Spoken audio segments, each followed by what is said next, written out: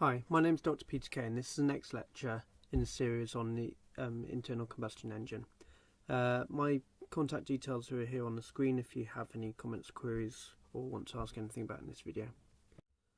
So this is the sixth presentation in this lecture series. This is a brief presentation, and there's also one this week on basic hybrids. But this one I'm focusing on now is on numerical methods and how these can be applied to engine design. If you haven't seen any of the previous 5, I suggest you go and look at those first before watching this one. So in this this lecture here, I'm going to talk about numerical methods. I'm going to introduce them, what they are, why they're important, how they can aid engine design. Can provide some examples of how they can be used in engineering, and I'm also going to talk about validation techniques for engines, because it's all well and good having numerical methods and clever codes that can predict things for us, but if those codes are unvalidated, then they're no use to us.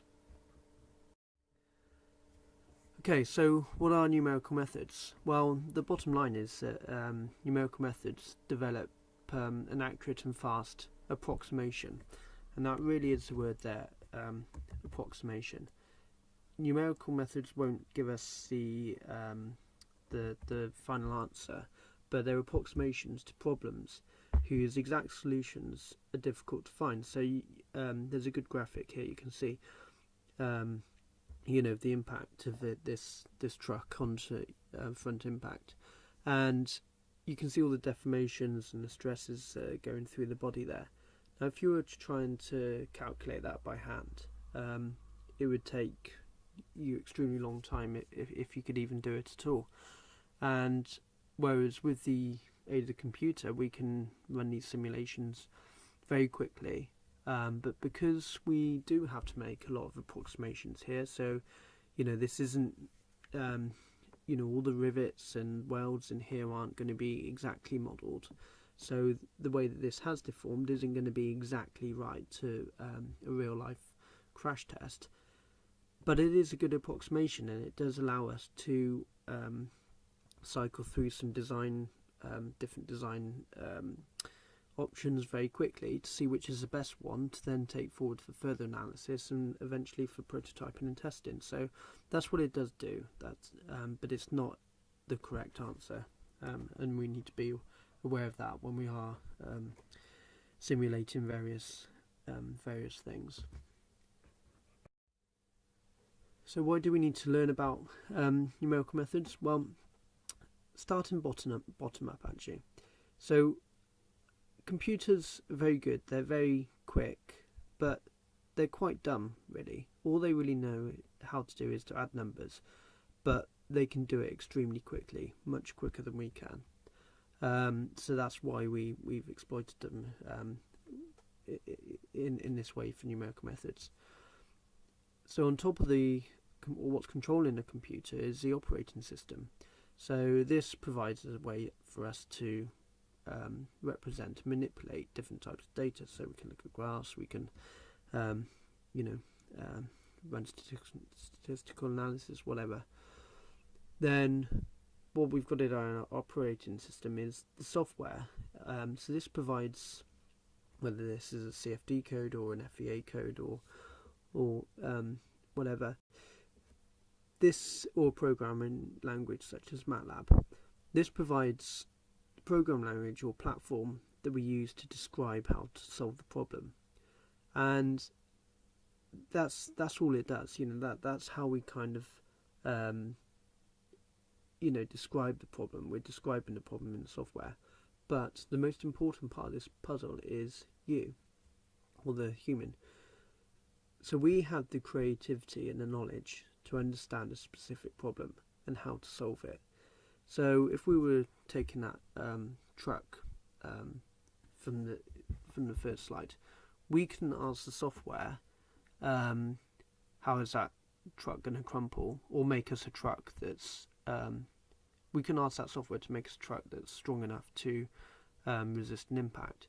But what we could do is we could tell the software that we want to crash a truck, exert a force of this magnitude on this design at this speed, and the software will solve that for us, and it'll pass it through the operator to the computer, and the computer will solve it for us, hopefully quickly, and then will come back to us with the results, and then we can then interpret those results and see whether we think that design is good or not. But the software can't solve and the computer can't solve the problem of, can we make a truck that's strong enough to resist an impact? We need to set out the problem, and then the computer will solve the problem for us, and we have to interpret the answer.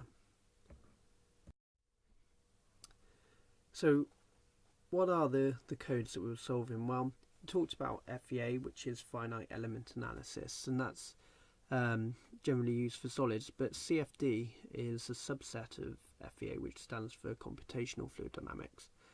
And an example of this is if we're just looking at something simple such as flow down a pipe. So, you know, we've got a pipe here, we've got flow going from left to right. There are 4 unknowns in this pipe, so we don't know the velocity in the x direction, which is, let's say, along its axis, and we're going to call that velocity u, and we don't know the velocity in the y direction, let's say that's top to bottom as you look at it. We don't know the velocity in the z direction, which is kind of into the screen and out of the screen as you're looking at it. And we don't know the pressure at each point, because there's going to be pressure gradients across here, because that's what's driving the flow. If there's no pressure gradient, we won't have any flow. So we've got 4 unknowns for the flow in this pipe, and if we've got 4 unknowns, we need to solve 4 equations.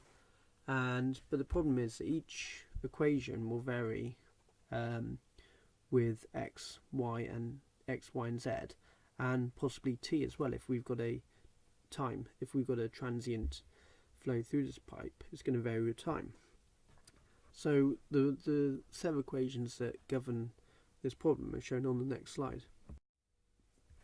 So these are the Navier-Stokes, or part of the Navier-Stokes equations. So, and I'm not expecting you to understand this at this stage, or even solve these, definitely not. But I've just put it up here just to show the scale of the problem. So these are partial differential equations that govern. So this is continuity equation, so conservation of mass, and then we've got 3 equations, the x, y, and z momentum equations, which describe the relationship, the conservation of momentum in the x, y, and z direction. So for the flow down the pipe, we need to solve these 4 sets of equations. Now, we can't do that. It's too difficult to kind of solve it you know, in a simultaneous equation way. So the way that we need to solve this is basically to break the equations down, and then solve the equations by starting off with an assumed flow field, then looking at what happens as we step through the mesh, incrementing it at discrete nodes and discrete times, till eventually we end up with an approximation of the answer. So this is kind of an example of how that would be solved. So if red is, let's say, the exact solution, so this is the change of axial velocity through the pipe with time at a particular location in the pipe, so it says some sort of wavy function, then we can't solve at every time step without masses of computational power and time. So we can only solve the equations at discrete times, at these regular time intervals. And so the approximation, or the kind of the numerical solution that we get shown in blue compared to the exact solution in red, is quite jagged, and obviously you can improve this by decreasing your time step. So we're not getting the exact solutions, and what I've kind of tried to do on here, which might not be that obvious, that where you do, for example, here have quite a you see that this, say, velocity is changing quite quickly with time. That's when you're if your time step is too large, that's where you're going to miss information, because you won't be able to capture that fast rate of change with time. So in terms of setting up your numerical solution, you need to be conscious of the if you do have quite high gradients in your flow, then you might need to find a mesh, or if it's a highly transient flow, you need a very small time step. But basically the equations are broken down so you can solve at discrete points. So just want to kind of try and illustrate that if I can. So if you just consider the following problem. So let's say we need to build a bridge across this valley, and it just so happens that this valley makes this sort of triangle. So we've got 1 kilometre slope, another 1 kilometre slope on the other side, and the angle of the valley at the bottom is 90 degrees. So basically, if you turn this on the sides, we've got a right angled triangle.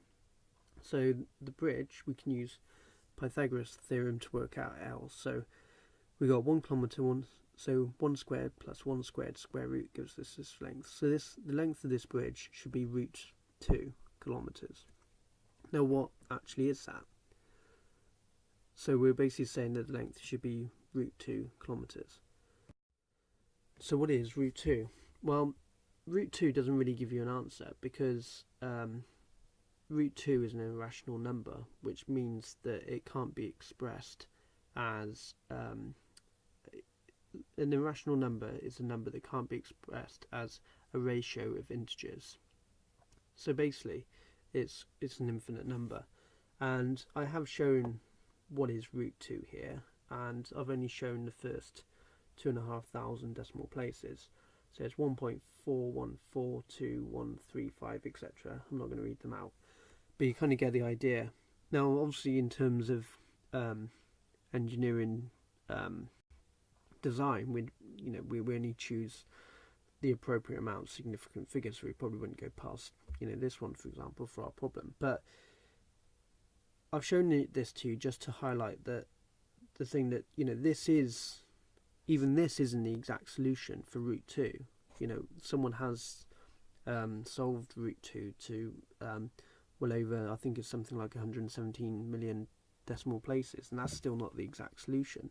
So I've used this example just to kind of show that actually, in terms of numerical methods, you need to think about how you're setting up the grid, what level of accuracy do you want to get from your solution for the type of problem that you've got. So in terms of numerical analysis, so if, again, using the thing of root 2 can actually be kind of expressed in this problem. So if you try this on your calculator, if you pick any number that's greater than 0, the larger the number, the more iterations you need to get to it. So if you put it into this calculator, so I started off with 42. So if you do 42 divided by 2 plus 1 over 42, you get an answer. Plug that answer back in and keep going. Then eventually you will start to converge on the 1.4. So after 7 iterations, starting at 42, after 7 iterations, you can see here that the error, I mean, that's good enough. Obviously, maybe even 6 iterations might be good enough as an approximation. So again, this is just wanted to highlight that, even when you have kind of got your equations that you're trying to solve, the number of times that you cycle through those to try and converge on your exact solution is really depends on what level of accuracy you need, again, for the type of problem that you're trying to solve. So how can these be used in automotive engineering? Well, on basically anywhere. So I've tried to pick 6 very different examples here, and they always look quite colourful and pretty, these plots. So hydroplaning, so this is using numerical methods to work out the contact patch of this tyre on the road and how the surface water is displaced as the tyre goes over it. Aerodynamics, you probably know about. Spraying combustion, probably not so much, but this is a spray model, quite important in terms of the engine, as we talked about in previous lectures. Heat transfer, we mentioned a couple of weeks back how the temperature is distributed in certain components and how that impacts on the stress, and needs to be borne in consideration in terms of the mechanical stress as well, which is shown in here. So it's looking at mechanical stress. In cylinder flow, so not just the aerodynamics over the surface, but fluid flow in the cylinder and in the engine block and things, how that impacts on mixing. So there is a very wide range of ways that numerical methods can be used to help improve engine design. So as I said at the beginning, it's all well and good having very clever models giving us very pretty pictures of things that we think are going on inside the engine, but if the models haven't been validated, if we don't trust the answers that they're giving us are correct, then they're of no use to us. So it's very important that we actually validate the computer models that we're using against experimental data to make sure that the answers they're giving us are representative of what's happening in reality. And I'm just going to talk about that a bit now. So just taking the point of sprays in particular. So there's lots of rigs out there where you can measure sprays in very controlled conditions. So this is just a CAD model of one. So you can see these lasers pointing in here. These lasers actually measure particle size and droplet size and velocity, and you can see a picture of the rig here. So so the results, as I say, used to validate computational codes, and laser diagnostics can be used to measure drop size, velocity, and flame fronts. So on the next slide, so I've got some basically this is the data that was taken from that rig, so you can see that this spray is impinging on this piston here, and then this is the results from a CFD code, and you can see that the results are really good actually. They're pretty close. They're capturing the main spray characteristics well, and so the fact that the code represents the spray in these control environments gives us confidence that then if we were to take this spray model and run it in a real but simulated engine environment, then it would also give us the correct answer under those conditions as well. So in terms of engine validation, so I mean we just showed how we can validate the models in kind of quite controlled environments, but we can also validate and also just generally gain data what's happening in cylinder by using what are called optical engines.